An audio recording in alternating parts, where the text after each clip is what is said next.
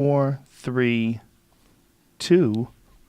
Yes, Bill Burr. How are you, fella? What's going on? Good to see you. Good to see you, too. Thank you very much for taking me up on that flight. I'm going to tell you what. No, legitimately, you changed the way I think about L.A.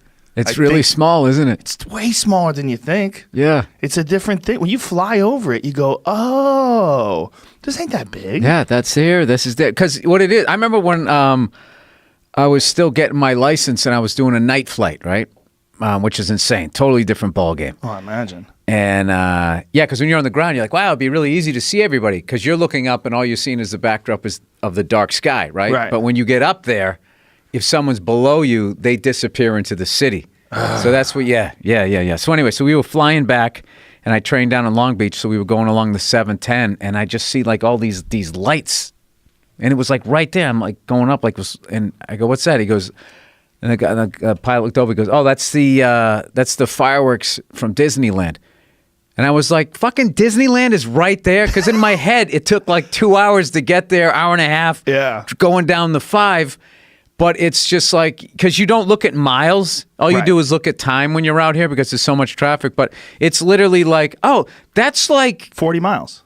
It's not even. It's like from Hollywood, like I would think it can't even be more than 15, 20 miles away. Like Anaheim is so fucking close. But it's just like Irvine Comedy Club. That's all I think of. It's just fucking way the fuck down there. And then you get up in a helicopter and you're like there in like 11 minutes going like, this is ridiculous. So, yeah. So it was awesome. Dude, it was awesome. Yeah. Flying over Malibu when you landed on the top of that little hill there with the picnic table. Yeah. Dude. That was funny. I set it down nice. I was a little nervous. I'm like, all right, don't fuck this up with Joe here because he's going to be like, Burr, he was all right when he was flying. The big part, when he went to land, he wasn't that good. But it was smooth. And then the Apocalypse Now shit, we're going through the canyons. Yeah. That was awesome, man. Yeah. Those are... I get it. Those are fun. It's a lot of fun. And, I fly mostly with an instructor because I got the kid and everything. But every once in a while, you got to go up by yourself just so you know you can do it. But I also, I'm actually overdue to do it, but I always go out and I do like the auto rotations and he'll just sort of I'm flying along, he'll just chop throttle and like, it's just rolling the RPMs. I mean, rolling the engine down, not the RPMs, the engine down. And then you immediately have to pick a spot, and sometimes, the lower you are, it becomes literally the first place you look is where you're putting it. It's really crazy, but, or where you would put it. Explain to people what you're talking about. You mean crash landing? That's what auto rotation means. Yeah, it'd be basically if you had some sort of failure problem, engine failure, whatever. So, like when you're flying along and the engine's working, it's drawing air into the disc, and that's what creates lift. But when you go into an auto rotation, it's the air rushing. You're using gravity, bringing the helicopter down, using that air like almost like a fan to keep it going.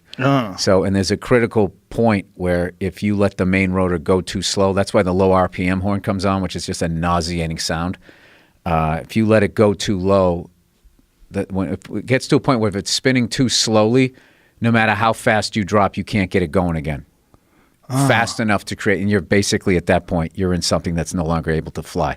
Your instructor, Skylar, is that his name? Skylar pointed out something I didn't know, that they have to redo those things like every X amount of miles. They rebuild everything. Hours, yeah. It's they have there's all this maintenance along the way. They're incredibly maintained because I'm sure you noticed if you read the comments, all people talk about is dying in aviation. It's like, you're like, oh, that's how entertainers die. It's like, no, it isn't. They overdose. If you really looked at the graph, they're on the ground, completely safe.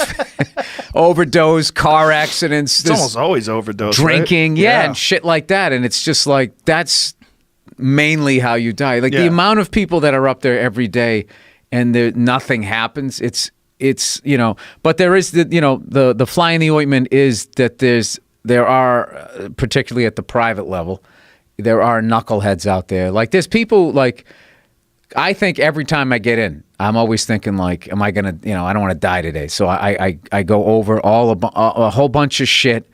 And, especially if I'm going to fly solo, I have the whole flight. I have all my options on, where I could land you know, if I had a problem. Like, that's what you're supposed to do. I look at weather reports. I do all of that shit. And what happens is guys get more and more confident, and their pre-flight is they kind of look, oh, it looks pretty clear. And then they go out there and, there's people who go up knowing that they can die, and then there's other people up there who just like Magnum PI and they want to fly by waterfalls and shit. I mean, those guys have more fun, but it's, you know, there's definitely those are the people that, you know, you're supposed to fly. There's like two envelopes. You're supposed to fly within the envelope of what you're flying, and then, you know, your skill set. So you don't fly into shit. This is like, you know, like if it's too windy or whatever, I'm not going. Right. Even if I could handle it, it's like I'm not gonna have fun up there, fucking, you know, riding it out and just, you know, let the wind do what it wants to do and don't fight it, and, you know, make sure, you know, you're not flying too fast. All you do is slow down, you know. But, you know, it's there are elements of that. But, like, if you look up there versus what's going on down below, when you fly, I always say this, when you drive on the highway, it's like you're flying in formation. You're in the Blue Angels with nobody talking to anybody. You have no idea what anybody's going to do. People are texting. They're on medication. They're fucking hungover. They're suicidal. You know what the fuck they're doing, you know? And then on top of that, you got to look out for the guys splitting lanes on the motorcycles and shit.